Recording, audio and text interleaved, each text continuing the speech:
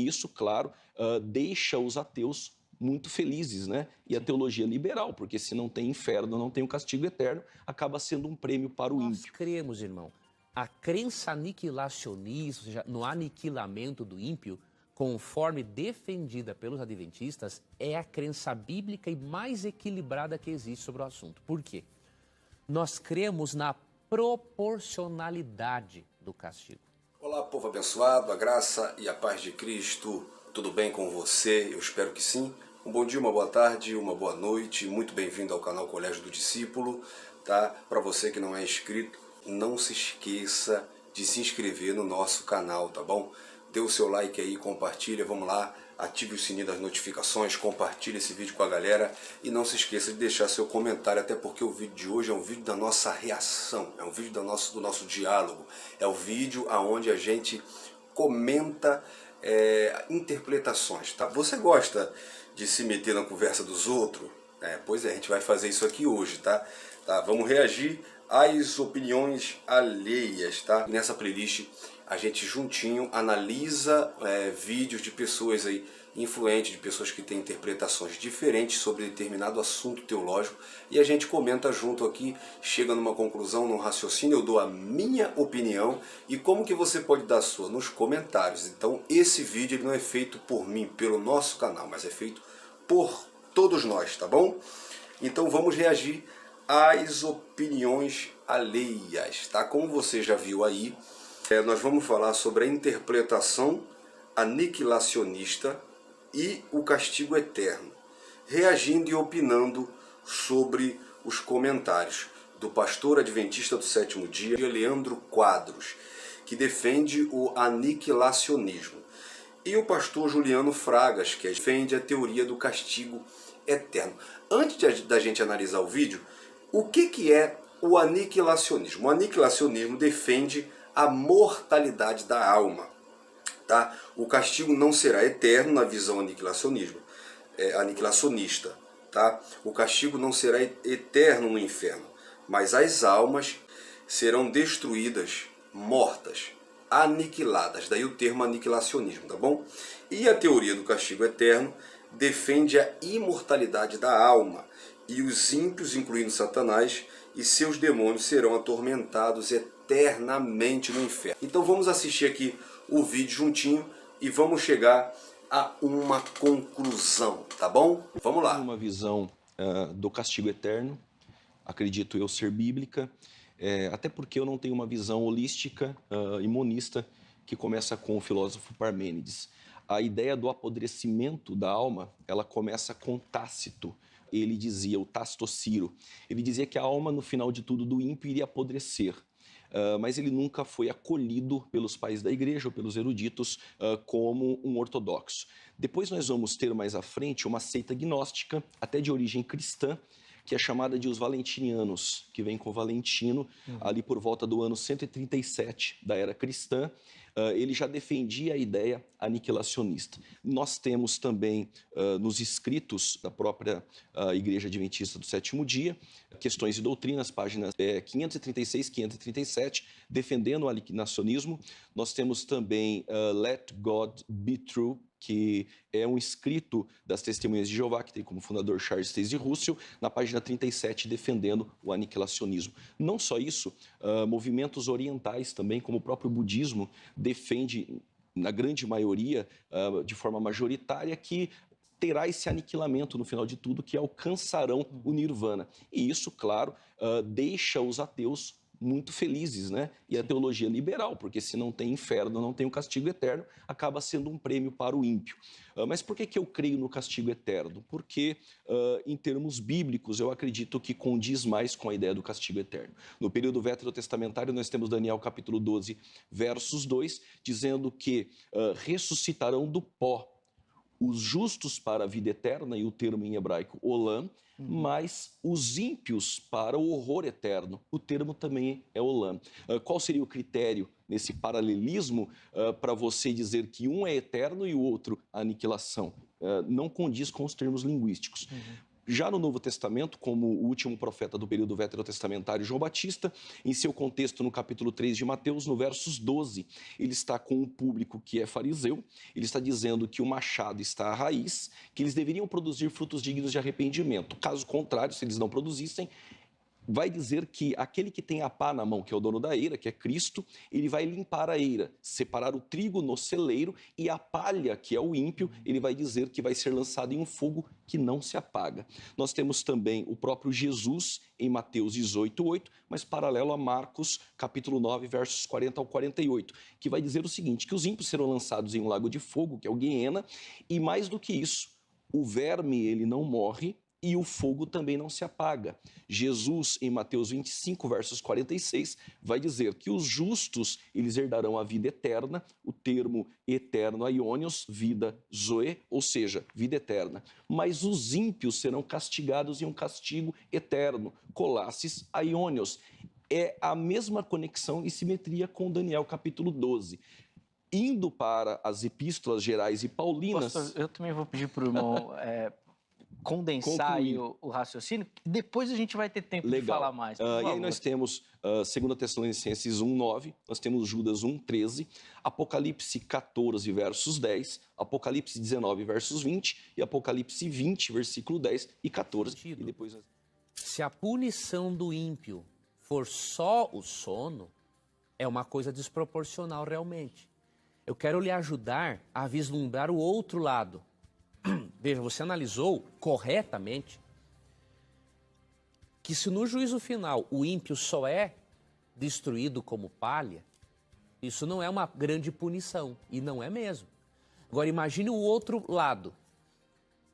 Deus condena a eternidade no lago de fogo, tanto o diabo, que é o pai do pecado, quanto um pecador que pecou 80 anos. Também é desproporcional, você entende?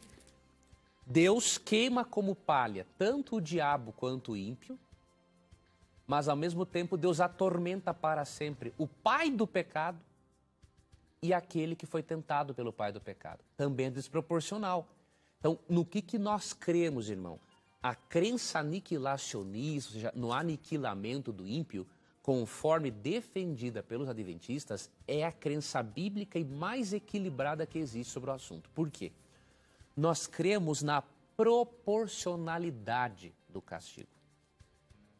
De que maneira? Vou ler para você Lucas 12, 47 e 48. Aquele servo, porém, que conheceu a vontade de seu senhor e não se aprontou, nem fez segundo a sua vontade, será punido com muitos açoites.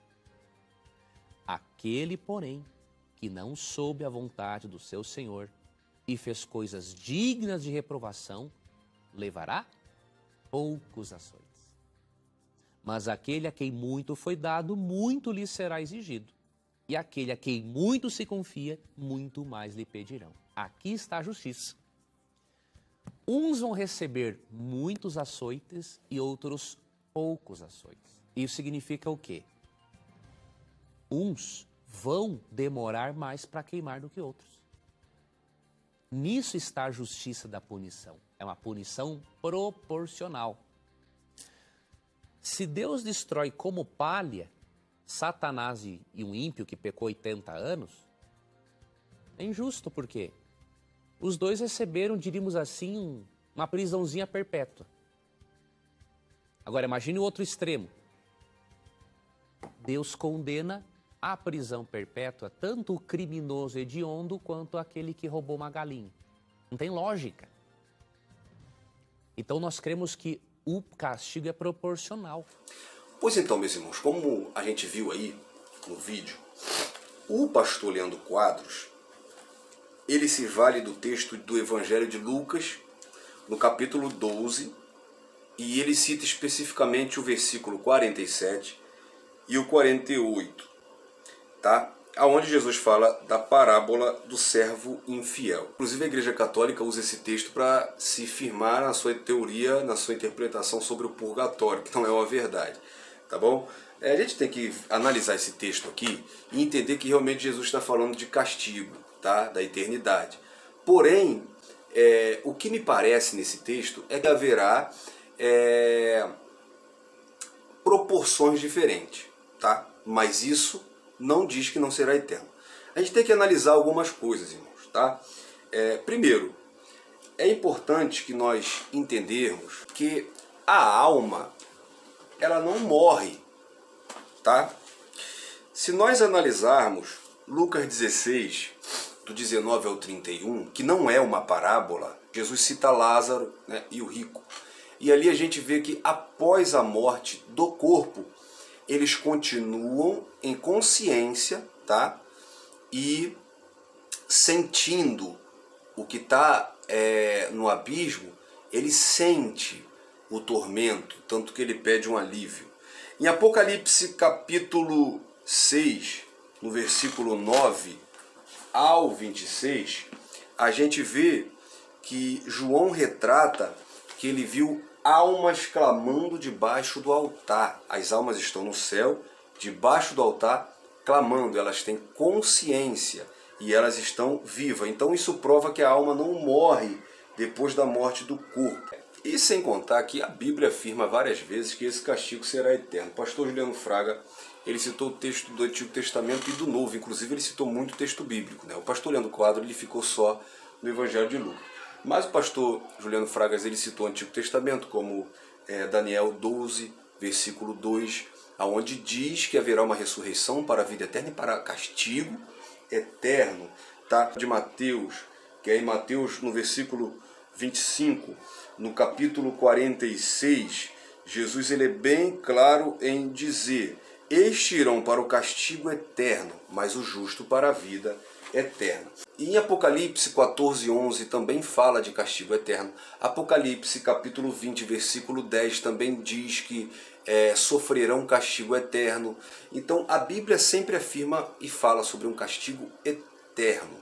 Agora, dentro da fala do pastor Leandro Quadros, o argumento usado é que seria injusto que o diabo, o pai do pecado, e as vítimas dele, né, que somos nós, que somos tentados pelo pai do pecado, sofremos eternamente juntos no inferno. Seria injusto. Mas vamos lá. Em primeiro lugar, Satanás não é o pai do pecado da humanidade. A Bíblia atribui isso a Adão. Romanos capítulo 5, versículo 12. Portanto, como por um homem entrou o pecado no mundo, e pelo pecado a morte, assim também a morte também passou para todos os homens. Por isso todos pecaram. Satanás foi ao Éden, ele tentou Eva e Adão. Ele não empurrou nada a goela abaixo de ninguém. Ninguém foi obrigado a fazer nada, mas fez porque escolheu fazer a partir da tentação de Satanás. Então, culpado pelo pecado não é Satanás. A atribuição ao pecado original é a Adão. E outra, nós não somos vítimas, nós somos culpados, tá? Porque o pastor Leandro Quadros, ele diz que seria injusto que o pai do pecado sofresse um castigo junto com nós, que somos tentados por ele, somos vítimas dele.